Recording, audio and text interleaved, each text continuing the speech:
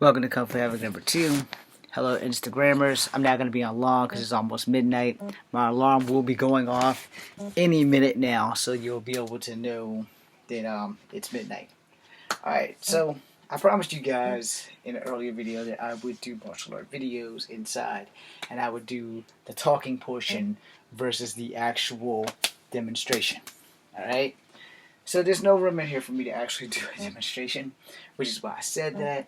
And I didn't take the stuff down to the basement to do what I should have done, which is an actual martial art video versus talking. So we're going to do a little bit of martial art chatting. And before I go any further with this, let me apologize to every martial artist that is watching. Let me apologize to every martial artist that this video may come across. I tend to be overzealous with honesty about martial arts. It could be a character flaw that I've had for a very long time. So I started martial arts when I was 7. Prior to that, the year before that, I had started street fighting. Not something that I'm ashamed of as much as proud of. It's kind of a yin-yang thing. You know, I'm proud because I actually knew how to handle myself, but I'm ashamed because I knew right from wrong. And once I started doing martial arts, it became closer to wrong than right. But then you have to look at the situation where you have family members telling you, fight this kid, or fight us. So, you know, as a kid, that doesn't really give you a lot of leeway, especially when you're this big, and they're way up here. So this is another reason why I tell you when you take a martial art, it does help to know how good you are when you actually have to fight. Whether it's in a dojo or whether it's on the streets, you have to understand how fights work. You have to know your way around a fight. You have to know if you are tough enough to actually take a hit. And a lot of people think they're tough and come find out that they're not. A lot of people don't know how tough they are until the fight actually starts rolling. Because in the end, you don't know the outcome of a fight until the fight is over. Now, and there's my alarm. Now, fighting is something I'm exceptionally familiar with because of the simple fact, not because of the military training, but for a long time I've been doing this. I'm 47, alright? So, unless I'm proven wrong or unless I don't know something, then I'm going to keep going on the path that I'm going, and you're either going to like me a lot or you're not. I'm not going to judge you whether you like me or not, or if you don't. I'm just going to let you know that here's a couple of things, Al, that you probably should know. Probably want to wear some sandals. Sorry, that wasn't what I was trying to say. But yeah, I'm barefoot. I have ugly feet. So that's why I'm always in socks. Anyway, and you just watch me pull out half a wedgie. And now all the wedgie. Okay, so the thing about fighting, you know, is a thin line between winning and losing. Alright? There's different types of losing. You can lose without getting knocked out, or you can lose by getting knocked out, or you can lose at a draw, and there's other ways you can lose. You can tap out. You know, there's many different ways of losing. There's many different ways of winning. You know, the opposite of everything I just said. But the point of the matter is that if you don't know how to fight with your martial art, have you really learned martial arts? And I don't mean like you graduated from sport karate to professional UFC fighting, because that proves that you fighting somebody with the same goal in mind that you've been fighting with. You know, and then it's the same thing that any professional athlete can fight if they are fighters. But, you know, there are some fighters that actually aren't professional athletes that can probably mop the floor with professional athletes. You know? And everybody's different. Everybody's different. You know? With the exception of Kimbo Slice that transitioned into a professional fighter. It worked out a little bit different because of rule sets and shit like that. Now, many years ago, when I tried to get into the UFC, it was all about my weight. And now that I have this incredibly dilapidated, long-ass scar right here, and then I'm going to need a twin scar on this side really soon, you know, it's highly unlikely that at 47, I'm never going to get in the ring. Alright? So let's not lie about that shit. I'm never going to get in the ring. No one's going to sign me. If I'm lucky, they'll sign me for a fucking water boy job. And they probably won't give me that. Now, sadly, my condition has had an opposite effect on what it was supposed to do. So, unfortunately for me, I can't sit down.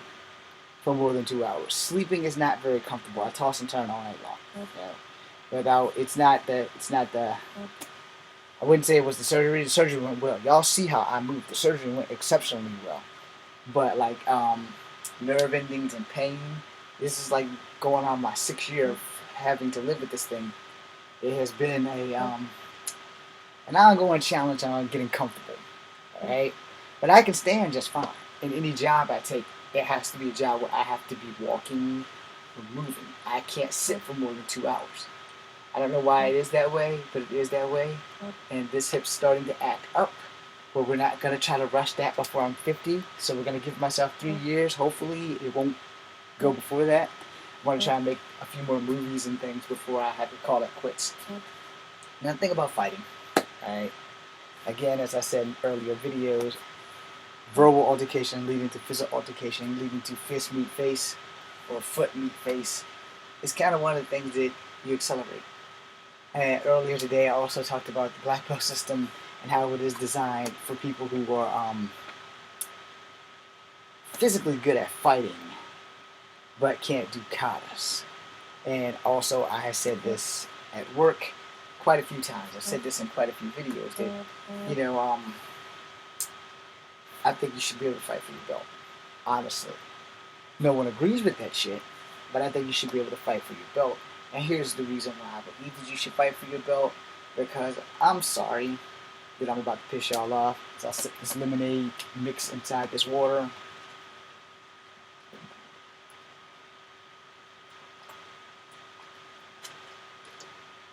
Let me say it again. I'm sorry. I don't give a damn who you are and how good we think we are. If you get to fight on the streets and only 30% of the shit that you learn in the dojo works, but you have a black belt and you get your ass kicked by somebody who's never stepped day one in a dojo, but it's just hands down a good fighter, and they actually can use their hands and their feet even though they've never had a day one of training in martial arts, what does that belt prove? Does it prove that you have a black belt and you're top shit? Or does it prove that you have a black belt but a simpleton from the streets who's never had training can whoop your ass? No. I had professional training from 7 to 10. And from 10, I pretty much had to train everything else on my own and get other people to teach me stuff. Henceforth, karate to kung fu, wushu, wing chun, stuff like that. And then I learned about taekwondo when I was 15. So from 15 to about 18, I was taking taekwondo. Somewhere along the line, I met a person who taught me some kempo. Now, whether it was Okinawan or Chinese, I don't fucking know. I just know I learned kempo. I learned weapons in between these things. You know, I come from a family of veterans. I come from a family of veterans on both sides. Almost all of my uncles on my mom's side have served. And my dad only had 2 brothers and only one of them served. Well, we found out that he had a 3rd brother after my Uncle Bruce passed. So I have 2 uncles left on my dad's side. But for the most part, I served also. And this is where I learned that BJJ is not for me. So when I'm shitting on BJJ, it's mostly because I suck at it. So I found ways to beat it. Now I did start a video a few days ago about why I personally took martial arts, which also leads back to why you should fight for your belts. Alright? And a couple of weeks before that, I did a video on there are no superior martial arts, only superior martial artists. Now, a couple of people have disagreed with me on that, and that's fine. But see, the proof is in the pudding, not in the shit that flies out of a person's mouth. The fact of the matter is there are no superior martial arts. There are superior martial artists. And if you don't agree with that title, then fuck you. But be honest. Just because you're good at one martial art doesn't mean someone can't beat you with another martial art. Which is why I tell people, if you have to start a martial art and you choose one, then I would say choose Kung Fu, because there's a variety of Kung Fu, and most of the Kung Fu styles interweave within themselves. Alright? Where the closest thing I can tell you, if you don't want to do Kung Fu, would to do MMA. Because MMA literally means mixed martial arts. It literally means you're going to learn a little bit of everything. And that includes possibly some BJJ too. Now, I suck at BJJ. I'm not going to lie about that shit. I suck at it. But I've also learned it You have to get me on the ground to make that shit work. If you can't get me on the ground, your BJJ is useless. But even if you get me on the ground, I can still use what I know to whoop your ass while you're applying BJJ. I might have to sacrifice an arm or a leg if you got me in a toe hook, but I'll be more than willing to do that versus tap out and versus cheat. Now, if you know when somebody puts your ass in an arm bar from the back, it's a whole lot harder to escape versus when you're fighting this way. But let me ask you, BJJ experts, if I'm on my back and you're on top mount and you're about to transition into the arm bar, when you first get on side mount or top mount, why are we not using our knees before this motherfucker breaks my grip? Because that's something that I've noticed in a lot of BJJ videos, that no one uses their knees. Because you're on top of me, I'm laying on my back, and you got both of my arms between your legs. You're trying to pull this arm to make me tap, where you're going to transition to get this arm. But one way or another, when you're on top of me, you're laying across me sideways. These motherfuckers are going into you if it's me, providing that I don't panic. So I want to know why the professional BJJ people don't use their knees. You know, because that's a thing. For me, if you're side mounting me and we're struggling, I got knees. I'm going to have to sacrifice an arm. But I'm going to knee the shit out of your ribs. While you're pulling on my arm, I'm going to knee the shit out of your ribs while I'm on my back. And if I can transition over to side mount or top mount or whatever the hell you call that shit, I might knee you in the face. Now you're probably thinking, well damn James, that's kind of brutal, that's kind of wrong. Yes it is. But you ain't breaking my fucking arm without a price. You know, you want me to tap? I want to go for the kill, because that's what I was taught to do. If I ever learned BJJ, I was always taught, a man can't breathe, he can't hurt you. His size means nothing. Now when I learned judo, judo is the art of a little person throwing a big person all around. Just like Wing Chun is the art of a little woman who's like 5 foot even, beating people who were 6 feet tall. Or possibly about 5'11" to 6'2", because Asians didn't get really that big back then. The biggest Asian back then probably was just 6'1". Probably. Nowadays, evolution is a motherfucker. Such big ass Asian guys now. And I don't mean cut-wise. They were always cut. You know, just Hollywood depiction of Asians have been kind of sappy. So that kind of ruined a lot of reputations for Asian men. But anyway, if you're going to fight for your belt, this should be the only way that you can earn it. Now I don't mean like kids. Let's slow it down a little bit. I don't think kids from like 4 to 10 should be fighting for their belts. They should probably earn their belts with katas or weapons demonstrations and shit to keep them safe. But by the time you hit 11 or 12 or 13 and you've got the grasp of reality, and did you know how much it hurts to get hit or kicked in the face, and you're ready for that, then you should be able to fight for your belt. And that's just my personal opinion. Because I don't want to teach somebody something that they're going to go out my school and I'm going to read about them getting their ass kicked because something I taught them went incredibly wrong, or it failed, or they had so much faith on their belt. You know, because a lot of people don't realize that it's still just a piece of cloth. It's just some clothing that goes with your outfit. A lot of people weigh in on that belt. I'm a 3rd degree black belt. I'm a 7th degree black belt. I'm an 8th, 9th, 10th degree Dan. Okay? That didn't exist when martial arts first came out. Either you were good or you were dead.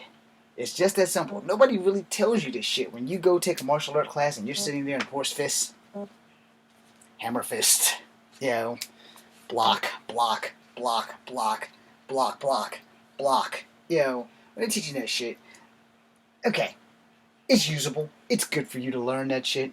But when you get into a real fight, you tell me the first time you've ever broke down into crane in a real fight. You've probably broken into one of these stands, but you didn't go, yeah, you didn't do all the whole butterfly, flip the arm shit. You didn't break into a mantis Wing Chun stand. You didn't break into a tiger stand. You didn't break into the dragon. You didn't do any of that. Because the first time you got into a fight, you went old school. Whether you want to admit it or not, you went to the bob and weave. It's the truth. When you meet somebody who knows martial arts, the last damn thing they're gonna do.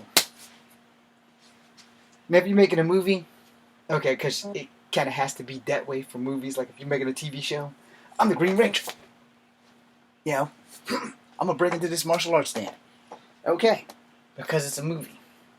I know plenty of martial artists, and not one time when we broke into a sparring match have they decided. No, it's always been, let's go.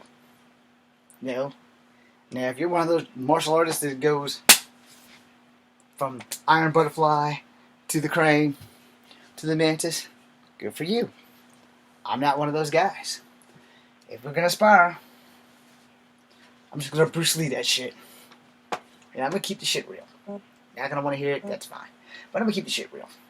Because I don't want to be the person that tells you something and then you try it and you get your neck broken. Which is why I generally tell people when I make these videos, if you don't have any martial arts training whatsoever, you probably shouldn't be trying this shit. You know, I don't have iron rings because I'm poor. So I gotta simulate it with the hula hoop. I don't have tonfas because I don't know where I can buy a pair. Boom, boom, boom. So I simulate them with the commas. I do have commas, the practice ones and the legit real ones, which you will never do what I just did with because you may cut off your own damn hand. You see, the truth about martial arts is that some people don't want to teach you the truth. As a martial artist and a street fighter and an actor, I'm going to tell you right now, anything I put in my hand, I can probably kill you with, except for a simple blade of grass or a strand of hair. Now, those are the things that legends are made of, and I'm not a legend. I'm a real person. I'm an honest person. I'm not going to teach you something that you're not going to be able to use when you leave the school. Which goes back to 70% of what you know only works in the dojo. 30% of what you do will always come back to save you. Keep that in mind when you walk out that dojo. Now, if you go to a prominent, rich neighborhood where you're never really going to get to fighting with anybody who's not like you, you're probably never going to use martial arts a day in your life. Now, if you go into a neighborhood in which I came from, you're going to wish that you knew more. Now, here's the thing. Every school I've been to in Charlottesville, a couple in Richmond, kind of shunned me out because I asked the question. That I'm going to leave this video with you. And you guys let me know if you think I'm wrong. Why can't we fight for our belts? I mean, honestly, why can't we fight for our belts? For Instagram, thanks for watching. I'm going to finish this on Kung Fu Havoc number 2 because I got a lot more that I want to say. You guys can find this video tomorrow. Thanks for watching. Now for you, here, for Kung Fu Havoc number 2. I have a question that I didn't want Instagram to hear. Because, you know, I have a lot more followers on Instagram. And if they want to hear it, they'll come here. I'm just going to put in Y here. Oh, damn it. Put it in the wrong spot. Now, so here's my thing. Alright? I'm a strong believer in that we should fight for our belts. You may not agree with me. This is why I put this video specifically here on Kung Fu Havoc number 2. You may not agree with me. But can you dispute the fact that if you go outside and get to fighting with someone, and you have a black belt, and they literally beat your ass, but you've been training for like 7 or 8 years, you know, you excelled through these katas, and you broke all the bricks and boards and everything that you could possibly do to earn that belt. But then you get outside, and just by random choice, you know, it's not your fault, it just happens that you bump into somebody that you can't stand. And they can't stand you, and they decide to pick a fight. And sadly, this, and this, and this don't work. And when you try to throw a kick, and they block it, or they do something that you've never seen before, and they beat you up to where your ribs or something is broken, not just bruised, but you hurting. It hurts to breathe because something I taught you didn't go right. Now, granted, everything that we teach in martial arts, the first rule we tell you when you leave the dojo is practice. You have to practice to get perfect, to get better. You have to practice, but that's a common sense. I shouldn't have to tell you that, especially if you already had experience. But if you're not fighting for these belts, how do you know what to do? Now, I don't mean sparring, right? Because you're going to spar. Whether you like it or not, there has not been a school that I have attended that doesn't have sparring. Some of them have freestyle sparring. Some of them have sparring on Fridays and Saturdays. Mr. Ennis had sparring on Saturday, sparring on Friday. But if you went like all week to the class, like if you went from Monday through Friday at a 7 o'clock class, because Fridays was the only class that I couldn't go to because I had to work.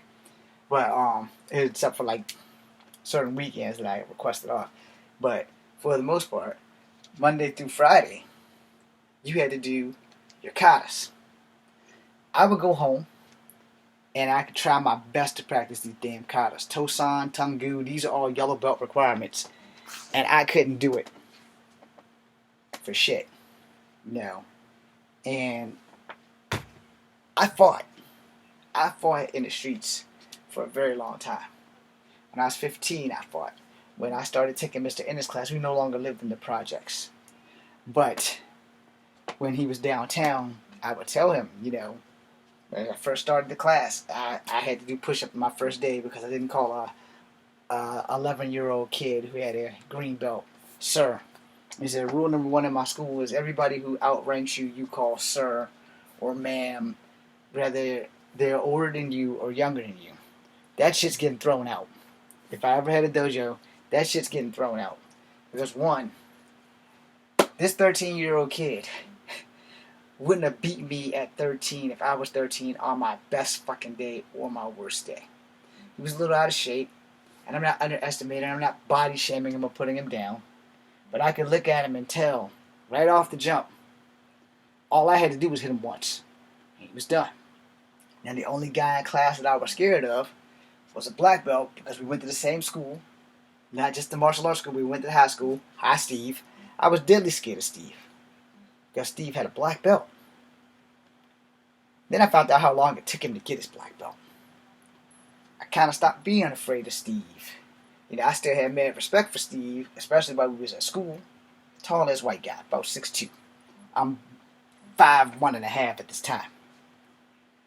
And, in the 3 years that I was in the school with him, and he was a senior and I was a freshman, so I ain't talking about high school, but in the dojo, in the 2 years that he had his black belt, he told me, he got private lessons. So he didn't go through the channels that all of us were going through where we would sit at school all day and do this. But in his 2 years, he got a black belt because Mr. Ennis and him, or his other teachers, was teaching him privately, which means Steve had a little bit of dough. Shit that I didn't have. I barely had enough to pay for the year. And it was like $400 a year. So it's like anywhere between yay so much a month for me and all kinds of other stuff. And I was learning Taekwondo for one purpose. I wasn't learning Taekwondo to get good at it.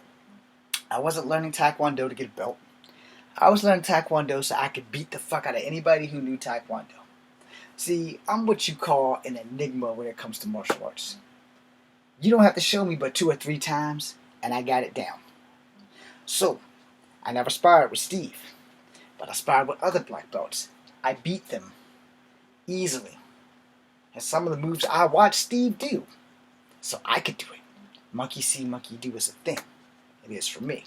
I have an accelerated learning curve when it comes to fighting. I have an accelerated de-learning curve when it comes to everything else. You ask me if I can read very well. I can read all right. I can read enough to survive. I can read the fine print. You ask me if I can fight. Oh God, I live for that shit. But here was that thing. Every time we had a sparring match, Mr. Ennis would pull me to the side and say the same shit day after day after day. And this was what it was. James, I see that when you spar, you're good.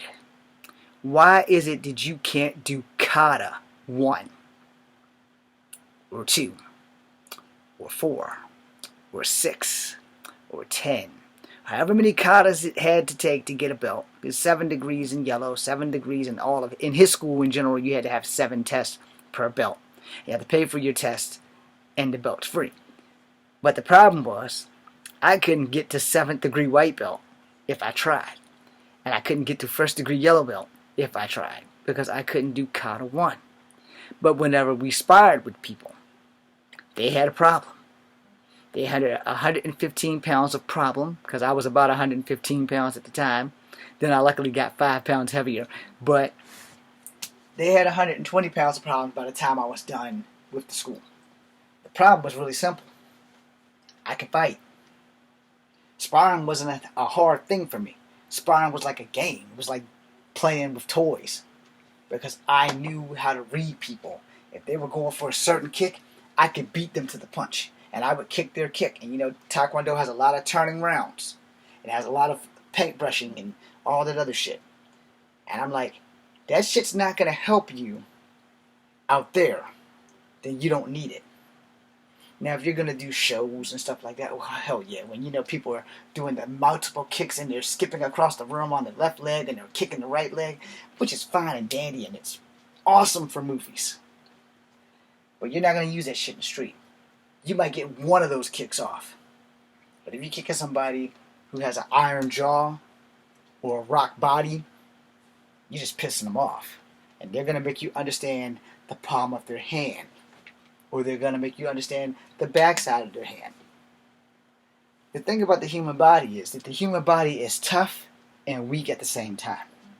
And you have to understand that when you're in a fight. Kempo teaches you to hit in the soft areas.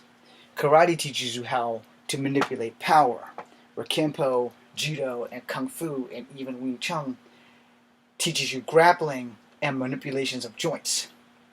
So if you've never taken those lessons, you won't know how to counter them. This is why I took Taekwondo. I knew about grappling. I knew about push hands, switch hands, and all this other shit. I knew about feel the air on your hands and the ground on your feet for Tai Chi. Now, Tai Chi can lead into Drunken Master. Or I can accelerate here and push off. Or I can grab, block, elbow, backhand, break an elbow, and elbow you in the face. There's a lot I can do from Wing Chun from that position. There's a lot I can do from Tai Chi from that position. Yes, you can use Tai Chi as a fighting move, in case you guys did not know that. Now you do. There's a lot I can do with Kempo, with elbows and knees and joints and pressure points. But I can't do katas. I couldn't get a belt. And then there was that breaking system of you need to be able to break this brick to pass. Or you need to do this to pass. And again, when you look at ancient China, and you look at ancient Japan and Korea and the Philippines and any place that has a martial art, very rarely is it talked about where some martial artist broke a fucking brick. But same thing with belts. Belts is a system of bullshit to keep good fighters from becoming great fighters. But a lot of people are hooked up on those belts and believe that that belt gives them superpowers. No, people. That belt gives you rank in the school. That belt gives you something to inspire to get. Okay? But that belt ain't got a damn thing to do with your ability to take a hit, or throw a hit, or take a kick, or throw a kick. It has nothing to do with anything other than your rank in the school. You have a black belt. Hello, sir. Oh, you're 12. Hello, sir. Now I take that 12-year-old outside. If that 12-year-old can whoop my ass, he deserves to be called sir. But that 12-year-old has something that I don't have. He has an abundant amount of energy.